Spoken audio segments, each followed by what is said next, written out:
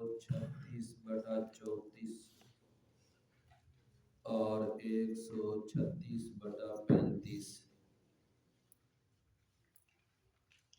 اعوذ باللہ السمیع العلیم من الشیطان الرجیم من همزه ونفخه ونفثه۔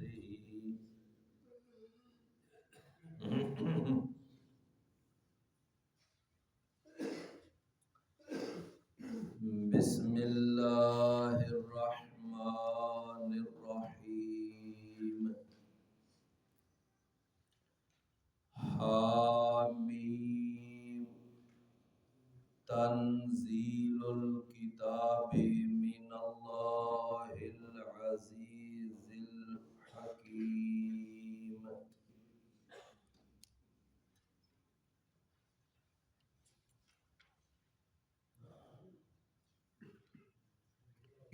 ان فی السماوات والارض لآیات للمؤمنین۔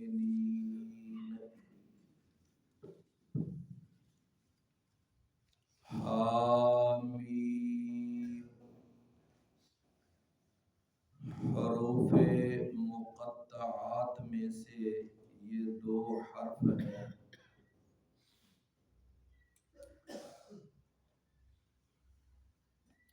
اور یہ جو حروف مقطعات ہیں یہ قرآن مجید کی صداقت اور حقانیت کے لیے اللہ تعالیٰ نے 29 سورتوں کے شروع میں یہ بیان کیے ہیں کہ مشرکین وہ یہ بات کہتے تھے کہ یہ قرآن محمد صلی اللہ علیہ وسلم خود بنا کر لاتا ہے۔ تو سیدنا عبداللہ بن عباس رضی اللہ عنہ وہ بیان کرتے ہیں کہ اللہ تعالیٰ نے یہ حروف مقطعات ان لوگوں کے لیے چیلنج کے طور پر بیان کیے کہ اگر محمد الرسول اللہ صلی اللہ علیہ وسلم اگر وہ خود کلام بنا سکتا ہے تو آ جا کر یہ قرآن بنا تو انہی حروف کے ساتھ ہے، تو انہی حروف کے ساتھ تم بھی بنا کر کوئی کلام پیش کرو۔ تو پہلے پورے قرآن کا چیلنج دیا، پھر 10 سورتوں کا چیلنج دیا، پھر ایک سورت کے چیلنج پہ اللہ تعالیٰ نے چیلنج پیش کیا، لیکن وہ کسی بھی چیلنج کا جواب نہیں دے سکے۔ اس قرآن کی سورت کے مقابلے میں وہ ایک سورت بھی نہیں لا سکے۔ تو لہٰذا انہیں مان لینا چاہیے تھا کہ یہ واقعتاً اللہ کا کلام۔ تو یہ حروف مقطعات سیدنا عبداللہ بن عباس رضی اللہ عنہ کی بیان کردہ تفسیر کے مطابق یہ بطور چیلنج ہیں سورتوں کے شروع میں۔ اس کے بعد آگے یہ ہے کہ قرآن مجید میں 7 ایسی سورتیں ہیں جو حامیم سے شروع ہوتی ہیں۔ کتنی؟ 7 حامیم سے جو شروع ہوتی ہیں۔ تو ان میں سے ایک یہ سورت ہے سورۃ الجاثیہ۔ سورۃ الجاثیہ اس کا نام کیوں ہے؟ اس لیے کہ اسی سورت کے آگے جا کر ایک آیت آتی ہے وَتَرَى كُلَّ أُمَّةٍ جَاثِيَةٍ، کہ آپ دیکھیں گے کہ ہر امت جو ہے وہ قیامت والے دن وہ اپنے گھٹنے ٹیکنے والی ہوگی۔ تو اس لیے اس کا نام کیا ہے؟ سورۃ الجاثیہ، چونکہ یہ لفظ اس سورت میں استعمال ہوا ہے تو بطور علامت یہ نام اس کا رکھ دیا گیا ہے۔ یہ آیت نمبر 28 ہے وَتَرَى كُلَّ أُمَّةٍ جَاثِيَةً كُلُّ أُمَّةٍ تُدْعَى إِلَى كِتَابِهَا، تو اس وجہ سے اس کا نام کیا ہے؟ سورۃ الجاثیہ۔ تو اللہ تعالیٰ نے ارشاد فرمایا کہ تنزیل الکتاب من اللہ العزیز الحکیم، کہ اس کتاب کا نازل کرنا تھوڑا تھوڑا کر کے یہ اللہ کی طرف سے ہے۔ کون؟ اللہ جو سب پر غالب ہے، اور کون؟ اللہ کے جو کمال حکمت والا ہے، جو سب پر غالب ہے اور کمال حکمت والا ہے۔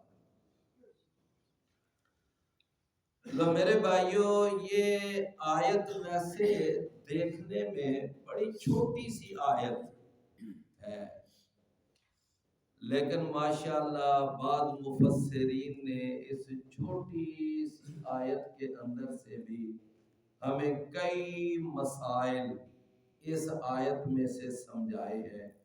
ان میں سے کچھ مسائل ہیں جن کا تعلق عقائد سے ہے۔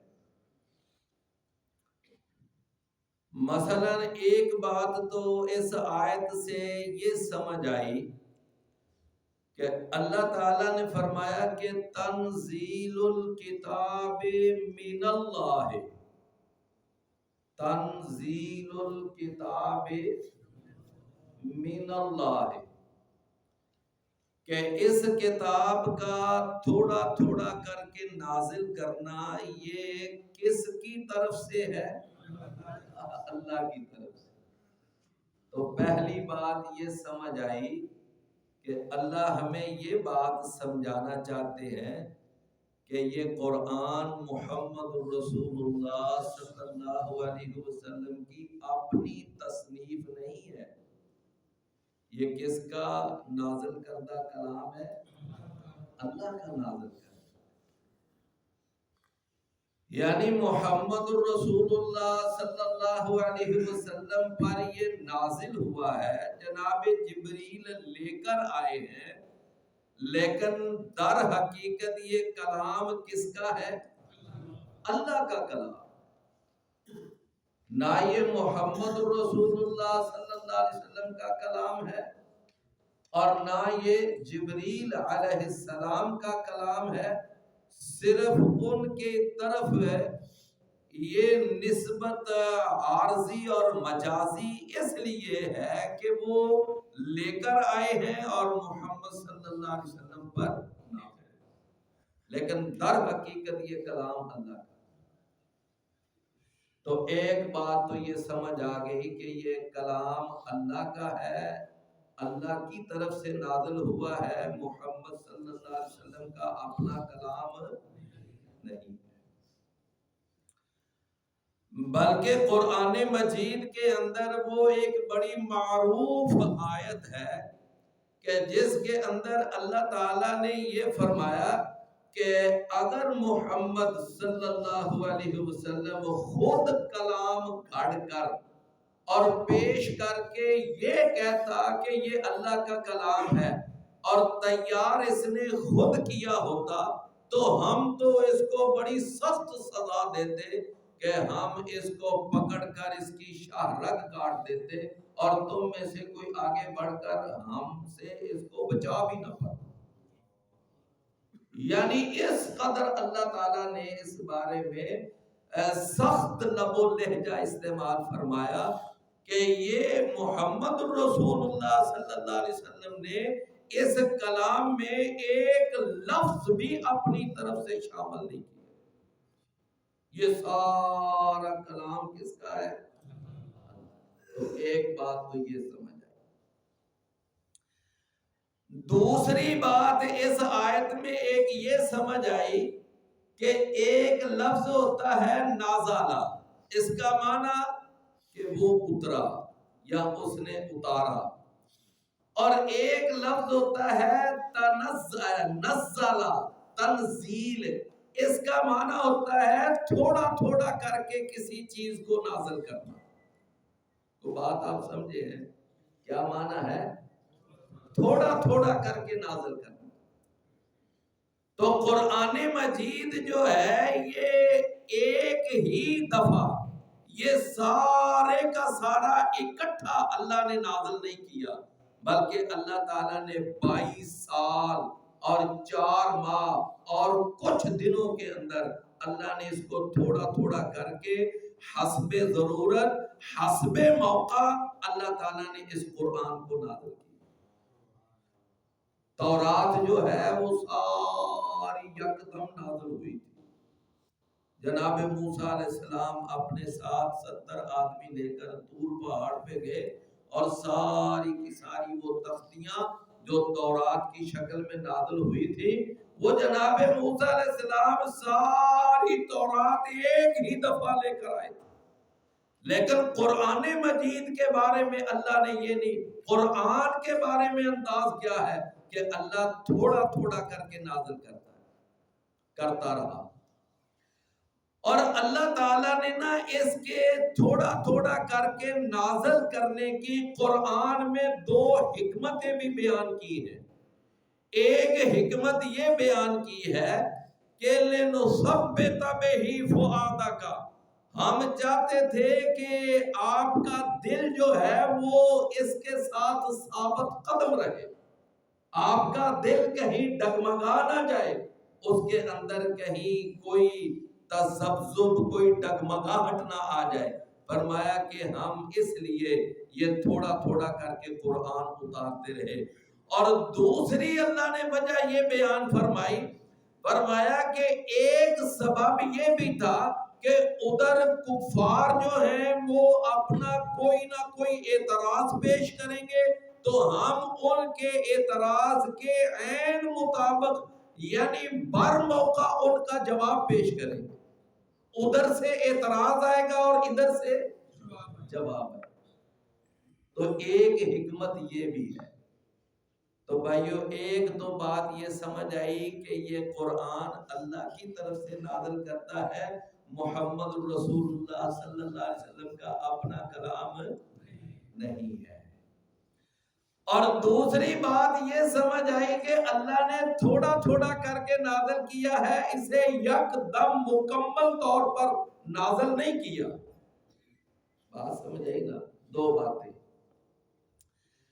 تیسری بات اللہ نے اس کے اندر یہ بتائی ہے کہ یہ کلام جو نازل ہوا ہے، یہ کلام جس ہستی کی طرف سے نازل ہوا ہے وہ کوئی معمولی ہستی نہیں ہے، وہ ہستی کوئی معمولی ہستی نہیں ہے۔ پھر اللہ نے اس نازل کرنے والی ہستی یعنی اپنے بارے میں یہاں 2 صفتیں بیان کی۔ ایک صفت یہ بیان کی کہ وہ اللہ جو ہے وہ العزیز ہے، یعنی سب پر غالب ہے، وہ اتنا غالب ہے، اتنی قوتوں کا مالک ہے، اتنی طاقتوں کا مالک ہے کہ اگر کوئی اس کا حکم نہ مانے تو وہ ان نہ ماننے والوں کو سزا دینے پہ بھی قادر ہے۔ اگر کوئی اس کا حکم نہیں مانے گا تو وہ ان کو سزا دینے پہ قادر ہے، یعنی وہ بے اختیار نہیں ہے۔ اس کے پاس یہ نہیں ہے کہ اس کے پاس طاقت ہی نہیں یا قوت ہی نہیں یا اس کے پاس کوئی اختیار ہی نہیں. وہ رحم کرے تو کرتا جائے، یہ اس کی مہربانی ہے. لیکن پکڑنے پہ آئے تو بڑے بڑے طاقتوروں کو اللہ تعالیٰ ایسے چٹکی میں پٹک کے اللہ تعالیٰ ان کو سزا دے سکتا ہے. آپ دیکھ لیں فرعون کو اللہ نے کیسے پٹک دیا، قوم عاد کو اللہ نے کیسے پٹک کے رکھ دیا، قوم سمود کا اللہ نے کیا حشر کیا، باقی قوموں کا اللہ تعالیٰ نے کس طرح ان کو سزائیں دی اور اللہ نے ان کو پکڑا. تو اللہ نے فرمایا کہ یہ نہ سمجھنا کہ یہ کتاب نازل کرنے والی ہستی کوئی عام ہستی ہے. فرمایا من اللہ العزیز، اس اللہ کی طرف سے یہ نازل شدہ ہے کہ جو اللہ کیا ہے، ہر چیز پر وہ پوری طرح قدرت رکھنے والا. اچھا پھر ایک ہوتی ہے کہ طاقت اور قوت، لیکن وہ اندھی طاقت اور اندھی قوت ہوتی ہے. میری بات آپ سمجھے کہ طاقت تو ہے لیکن اندھی طاقت ہے. پتہ ہی نہیں ہے کہ اس طاقت کو استعمال کیسے کرنا ہے. جس طرح کے ایک چنگیز خان تھا اور اسی طرح مسولینی تھا اور اسی طرح فرعون تھا، نمرود تھا، یہ بڑے بڑے طاقتور آئے ہیں دنیا کے اندر، لیکن انہوں نے اپنی طاقت کو غلط استعمال کیا. لیکن اللہ تعالیٰ نے فرمایا کہ میں طاقتور ہوں، میں قوت والا ہوں، میں غلبے والا ہوں، لیکن میں اپنی طاقت کو اندھا دھند استعمال نہیں کرتا، بلکہ بڑی حکمت کے ساتھ اور بڑی دانائی کے ساتھ استعمال کرتا ہوں. تو آگے اللہ نے اپنی کون سی صفت بیان کی؟ الحکیم، کہ وہ اللہ بڑا دانا ہے، بڑا دانا ہے، کہ وہ اپنے غلبے کو، اپنی قوت کو، اپنے سلطے کو وہ بڑا سوچ سمجھ کر استعمال کرتا ہے. جہاں استعمال کرنے کی ضرورت ہو وہاں استعمال کرتا ہے. اللہ تعالیٰ کی وہ لاٹھی جو ہے وہ اس طرح کی لاٹھی نہیں ہے کہ اندھا دھند اللہ تعالیٰ سزائیں دیتا رہے. تو اللہ تعالیٰ نے فرمایا ایک بات تو یہ سمجھ آئی کہ یہ قرآن اللہ کی طرف سے نازل شدہ ہے، محمد رسول اللہ کا اپنا تصنیف کرتا نہیں ہے. دوسری بات یہ سمجھ آئی کہ اللہ نے تھوڑا تھوڑا کر کے نازل کیا ہے، اللہ نے اسے یک دم نازل نہیں کیا. اور تیسری بات سمجھ آئی کہ وہ جو نازل کرنے والا ہے اس کے بارے میں پھر آگے اللہ نے دو صفتیں بیان کی. ایک صفت کہ وہ ایسی ہستی ہے کہ جو پوری طرح قوت کی مالک ہے اور پورے غلبے والی کو یعنی وہ ہستی ہے، اور اگر کوئی اس کی بات نہ مانے تو وہ سزا دینے پہ بھی قادر ہے. اور چوتھی بات یہ سمجھ آئی کہ وہ ہستی جو ہے اپنی طاقت کو اندھا دھند استعمال نہیں کرتی، بلکہ اپنی طاقت کو بڑی سوجھ بوجھ کے ساتھ استعمال کرتی. تو ایک آیت میں سے کتنی باتیں ہمیں سمجھ آئی؟ 4 باتیں. کیوں میں بات سمجھ آئی؟ اچھا ایک اور بھی بات سمجھ آتی ہے، توجہ ہے، توجہ ہے نا. ایک 5ویں بات بھی ذرا یہاں سے سمجھنا. اللہ تعالیٰ نے فرمایا کہ یہ کتاب جو ہے نازل کردہ ہے، اللہ کی طرف سے نازل کردہ ہے. توجہ ہے، کیا ہے؟ نازل کردہ ہے. یعنی نازل کرنے کا معنی یہ ہے کہ یہ اوپر سے نیچے آئی ہے. نہیں سمجھ آئی بات؟ یہ اوپر سے نیچے آئی ہے. نازل اسی کو کہتے ہیں نا. تو نازل کردہ سے ایک یہ بات معلوم ہوئی کہ اس کو نازل کرنے والی ہستی، اس کو نازل کرنے والی ذات وہ اوپر ہے. وہ کہاں ہے؟ وہ اوپر ہے. تو اللہ نے اوپر سے اس کتاب کو نیچے نازل کیا ہے. آپ نے نام سنا ہوگا امام ابن قیم رحمت اللہ علیہ. امام ابن قیم، انہوں نے ایک کتاب لکھی ہے قصیدہ نونیہ کے نام سے، قصیدہ نونیہ، اور اس کا نام قصیدہ نونیہ اس لیے ہے کہ انہوں نے ایک اشعار میں ایک قصیدہ لکھا اور ہر شعر کے آخر میں نون آتا ہے، ہر شعر کے آخر میں کیا آتا ہے؟ نون، تو اس لیے اس کا نام کیا ہے؟ قصیدہ نونیہ۔ تو امام ابن قیم رحمت اللہ علیہ نے اس قصیدہ نونیہ کے اندر یہ بات لکھی ہے کہ قرآن مجید کے اندر 70 سے زیادہ آیات ہیں جن سے یہ بات ثابت ہوتی ہے کہ اللہ تعالیٰ نے اس کتاب کو اتارا ہے۔ تو وہ کہتے ہیں کہ یہ کتاب کا اتارنا اس بات کی دلیل ہے اور اس بات کا استعارہ اور کنایہ اور اشارہ ہے کہ اس کتاب کو نازل کرنے والی ذات اوپر ہے۔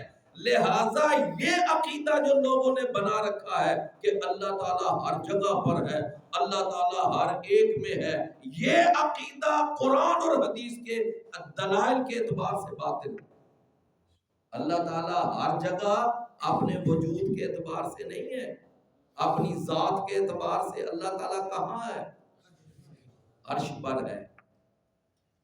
تو اللہ تعالیٰ ہر جگہ پر اپنی ذات اور وجود کے اعتبار سے نہیں۔ تو امام ابن قیم رحمت اللہ علیہ فرماتے ہیں کہ 70 سے زیادہ آیات اس بات کی دلیل ہیں کہ اللہ تعالیٰ اوپر ہے اور اوپر سے وہ آیات نازل کرتا ہے، اوپر سے وہ باتیں نازل کرتا ہے، بارش نازل کرتا ہے، اللہ فرشتوں کو نازل کرتا ہے، اللہ کی طرف سے رزق نازل ہوتا ہے۔ تو وہ اوپر سے نازل ہونا تو یہ کس بات کی دلیل ہے کہ اللہ کہاں ہے؟ اوپر ہے۔ یہ رجب کا مہینہ جا رہا ہے، رجب کے بارے میں عام لوگ یہ سمجھتے ہیں، اکثریت یہ سمجھتی ہے کہ نبی صلی اللہ علیہ وسلم کو معراج رجب میں ہوا تھا اور اس کے لیے انہوں نے باقاعدہ 27 رجب کی تاریخ بھی یعنی متعین کی ہوئی ہے، حالانکہ رسول اللہ صلی اللہ علیہ وسلم کا معراج وہ ثابت ہے، احادیث میں اس کے دلائل موجود ہیں، قرآن سے بھی دلائل موجود ہیں، لیکن وہ رجب کا مہینہ تھا اور 27 تاریخ تھی، یہ کسی بھی صحیح سند کے ساتھ یہ بات ثابت نہیں، سمجھے نا بات؟ تو بہرحال ایک بات ہے کہ آپ یہ بتائیں کہ معراج کا معنی کیا ہے؟ معراج یعنی عروج پر جانے والی چیز یعنی سیڑھی کو معراج کہتے ہیں۔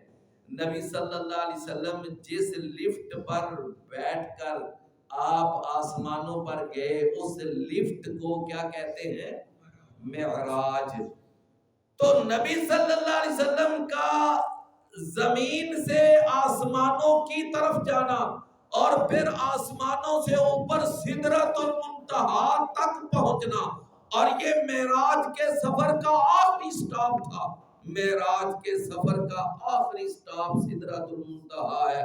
بعض لوگوں نے یہاں اتنا مبالغہ کیا ہوا ہے، اتنا غلب شامل کیا ہوا ہے کہ اللہ تعالیٰ کے ساتھ جا کر ملاقات ہوئی، پھر بغل گیر ہوئے اور اللہ تعالیٰ سے جا کر جپھی لگائی، اور اس کے بعد بعض لوگ تو یہاں تک کہہ جاتے ہیں کہ بس اس کے بعد آگے کچھ نہ پوچھو، پھر آگے کیا ہو، کہتے ہیں کہ بس اس کے بعد پھر آگے کچھ پوچھو ہی نہ کہ کیا ہو، نعوذ باللہ من ذالک۔ تو میرے پیارے بھائیوں، یہ سارا مبالغہ، تو آخری سٹاپ کون سا تھا؟ سدرۃ المنتہا۔ تو نبی صلی اللہ علیہ وسلم کا یہ معراج کا سفر بھی کس بات کی دلیل ہے کہ اللہ تعالیٰ کدھر ہے؟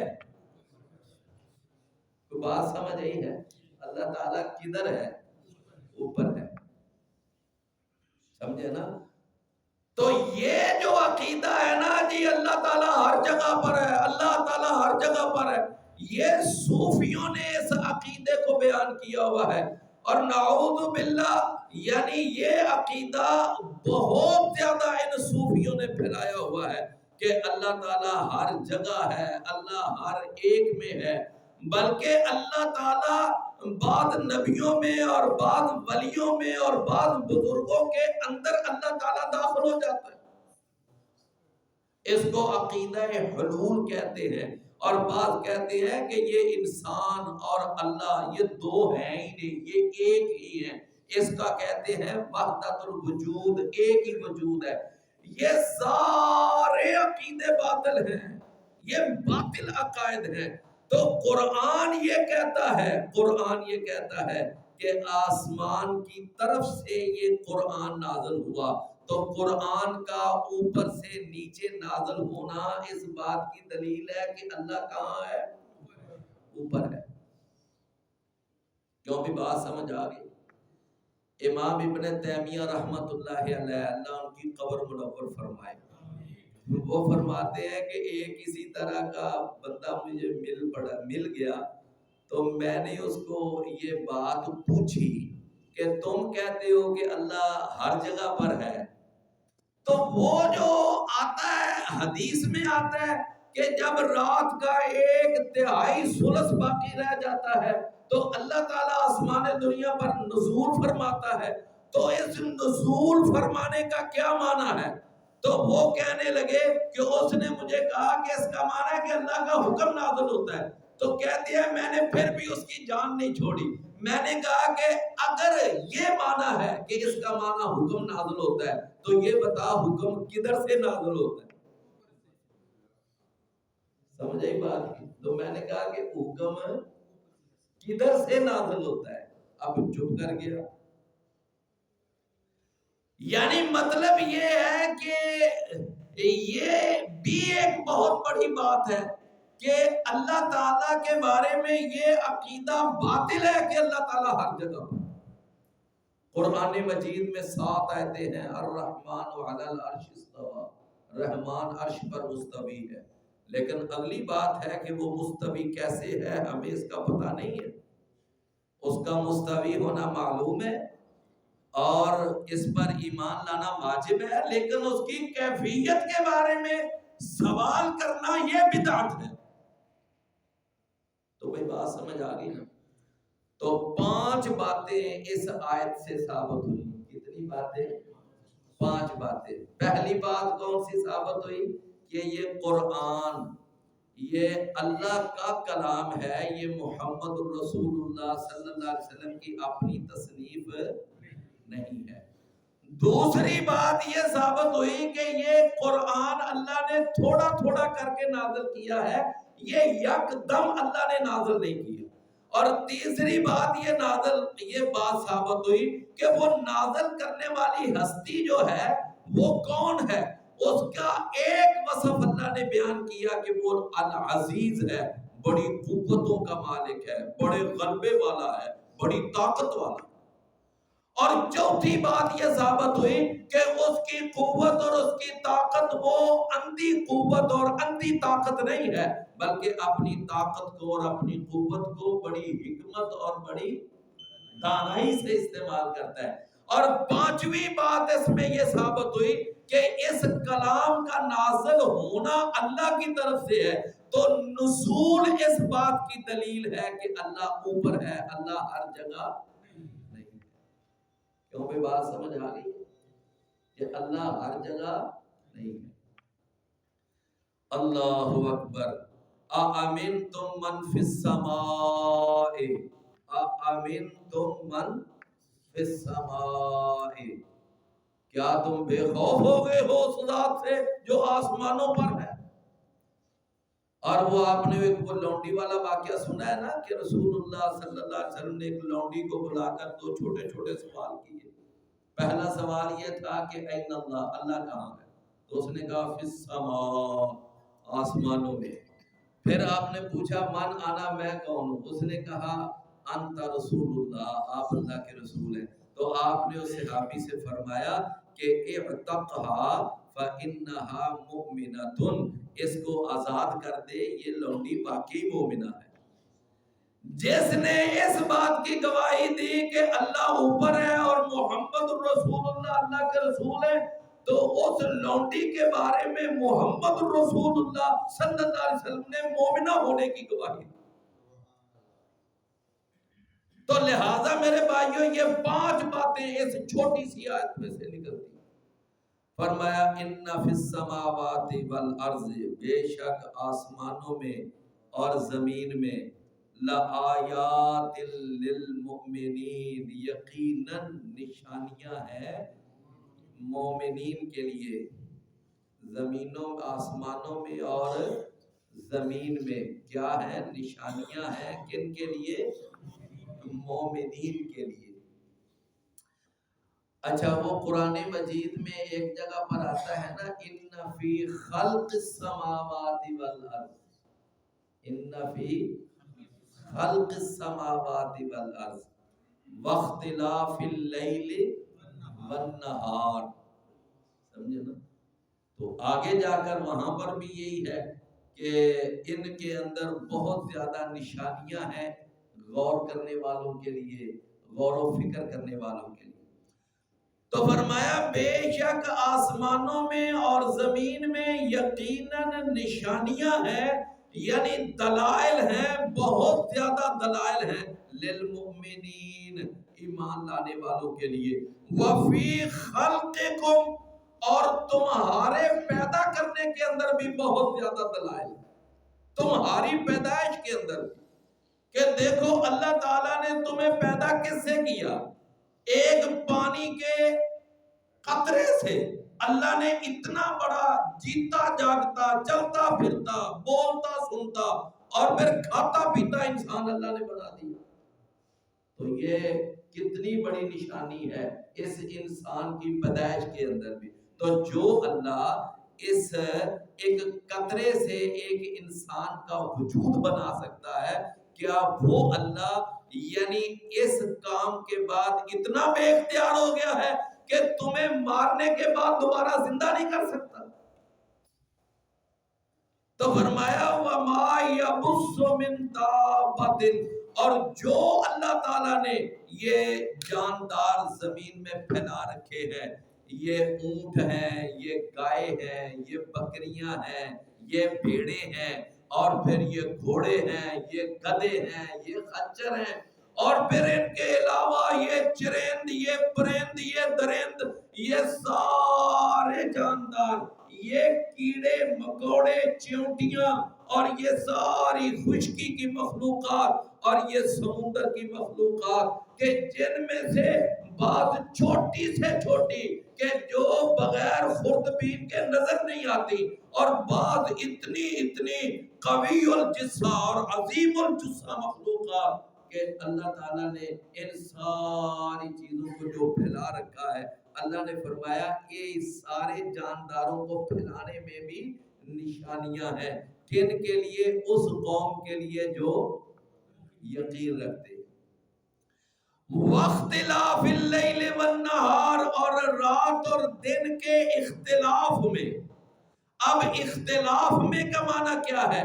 کہ رات کا چلے جانا، دن کا آ جانا، پھر دن کا چلے جانا، رات کا آ جانا، یعنی یہ رات اور دن کا آنا جانا، یہ کیا ہے؟ اختلاف اللیل والنہار۔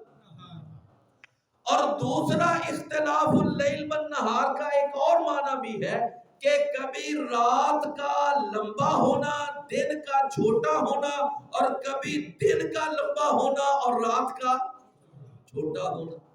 قرآن مجید میں ایک جگہ پہ آتا ہے نا کہ اے اللہ تو رات کو دن میں داخل کر دیتا ہے اور دن کو رات میں داخل کر دیتا ہے۔ تو وہ دن کا رات میں داخل کرنا کیا ہے بھلا؟ دن کا رات میں داخل کرنا یعنی معنی یہ ہے کہ دن کا کچھ حصہ اللہ رات میں داخل کر دیتا ہے۔ تو جب دن کا کچھ حصہ رات میں داخل ہو گیا تو دن چھوٹا ہو گیا، رات بڑی ہو گئی۔ اور پھر اللہ کہتا ہے کہ تو رات کو دن میں داخل کر دیتا ہے، یعنی رات کا کچھ حصہ کس میں داخل کر دیتا ہے؟ دن میں۔ تو جب رات کا کچھ حصہ دن میں داخل ہو گیا تو پھر رات چھوٹی ہو گئی اور دن بڑا ہو گیا. تو ایک اختلاف اللیل والنہار کا یہ معنی بھی ہے. تو ایک معنی کیا ہے کہ ان کا بدلنا، دن کے بعد رات کا، رات کے بعد دن کا آنا جانا. دوسرا معنی کیا ہے کہ ان کا چھوٹا بڑا ہونا. اور تیسرا اس کا ایک اور معنی ہے ہر روز رات اور دن کے مطلع میں اور مغرب میں فرق کا پڑنا. ہر روز کے اعتبار سے سورج کے طلوع ہونے کا مطلع اور ہوتا ہے اور مغرب اور ہوتا ہے. اور اسی وجہ سے اللہ تعالیٰ نے اپنے بارے میں رب المشارق والمغارب بھی کہا ہے کہ جو مشرقوں کا رب ہے اور مغربوں کا رب ہے. یعنی روزانہ کے اعتبار سے مشرق اور ہوتا ہے اور مغرب اور ہوتا ہے. تو یہ بھی ایک رات اور دن کا اختلاف یہ بھی مراد ہے. فرمایا وما انزل اللہ من السماء من ماء، اور جو اللہ نے آسمان سے اتارا ہے من رزق رزق فاحیا به الارض بعد موتها، تو پھر اللہ نے زندہ کیا اس کے ساتھ زمین کو اس کی موت کے بعد. اس کی موت کے بعد اللہ نے زندہ کر دیا. وتصریف الریاح، اور ہواؤں کے پھیرنے میں، ہواؤں کے پھیرنے میں، یعنی ہواؤں کے مختلف لانے میں. کبھی ہوائیں ٹھنڈی آتی ہیں، کبھی ہوائیں گرم آتی ہیں، کبھی ہوائیں ٹھنڈی آتی ہیں، کبھی ہوائیں، کبھی خوشگوار ہوائیں چلتی ہیں، کبھی آندیاں چلتی ہیں. وہ ایک حدیث میں آتا ہے نا، رسول اللہ صلی اللہ علیہ وسلم نے فرمایا کہ نصرت بالصبا، کہ اللہ نے میری مدد کی ہے باد صبا کے ساتھ. وَأُهْلِكَتْ عَادٌ بِالدَّبُورِ، اور اللہ نے عاد قوم کو ہلاک کر دیا تھا کس کے ساتھ؟ باد دبور کے ساتھ. باد یعنی وہ جو ہوا خوشگوار ہے نا، خوشگوار یعنی جو بڑی مزیدار اور بھینی بھینی ہوا چلتی ہے اس کو کہتے ہیں یعنی باد صبا. اور وہ ہوا کہ جو آندھی بن کر آتی ہے، طوفان بن کر آتی ہے، اس کو کیا کہتے ہیں؟ باد دبور. سمجھے نا؟ تو فرمایا کہ اللہ نے آندھی کے ساتھ مدد کی ہے، ہلاک کیا ہے قوم سبا عاد کو، اور اللہ نے میری مدد کی ہے باد صبا کے ساتھ. تو بہرحال تو ہواؤں کی بھی مختلف قسمیں ہیں. فرمایا کہ وتصریف الریاح، اور ہواؤں کے پھیرنے میں لآیات، یقیناً نشانیاں ہیں، لقوم یعقلون، اس قوم کے لیے کہ جو کیا ہے، عقل سے کام لیتی ہے. دل کا آیات اللہ، یہ اللہ کی آیتیں ہیں. نتلوہا علیک بالحق، ہم ان کو تلاوت کرتے ہیں آپ پر بالحق، حق کے ساتھ، پورے یقین کے ساتھ. فرمایا فبأی حدیث، بس کون سی حدیث پر، بعد اللہ، اللہ کے بعد، وآیاتہ، اور اس کی آیتوں کے بعد، یؤمنون، وہ ایمان لائیں گے. فرمایا کہ اللہ تعالیٰ کی اس حدیث کے بعد وہ کون سی حدیث ہوگی کہ جس پر یہ ایمان لائیں گے. تو بات آپ سمجھے. تو اللہ تعالیٰ نے اس آیت میں قرآن کو کیا کہا ہے؟ کیا کہا ہے؟ حدیث. اچھا، اب قرآن حدیث ہے، اور وہ ماشاءاللہ آپ بڑی مشہور حدیث بھی ہے جو آپ خطبہ مسنونہ میں پڑھا کرتے تھے کہ ان خیر الحدیث کتاب اللہ، کہ سب سے بہترین جو حدیث ہے وہ کون سی ہے؟ اللہ کی کتاب. تو اللہ تعالیٰ نے کتاب اللہ کو، قرآن مجید کو حدیث کہا. تو یہ قرآن حدیث ہے، کس کی حدیث ہے؟ اللہ کی حدیث ہے. یہ ذرا بات ذہن میں رکھنا. اچھا، اس کے بعد نبی صلی اللہ علیہ وسلم کے جو فرامین ہیں، جو ارشادات ہیں، وہ بھی حدیث ہیں.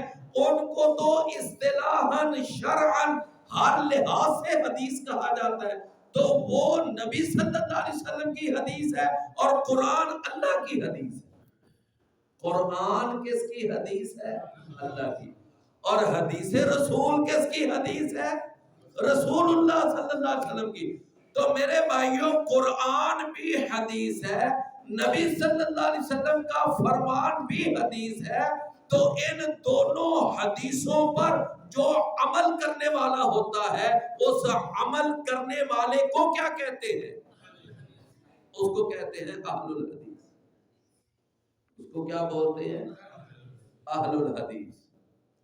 اور یہی بات ہے کہ ہم اکثر لوگوں کو سمجھاتے ہیں کہ بھائیو، یہ اہل حدیث کوئی فرقہ وارانہ نام نہیں ہے، یہ تو ایک وصفی نام ہے.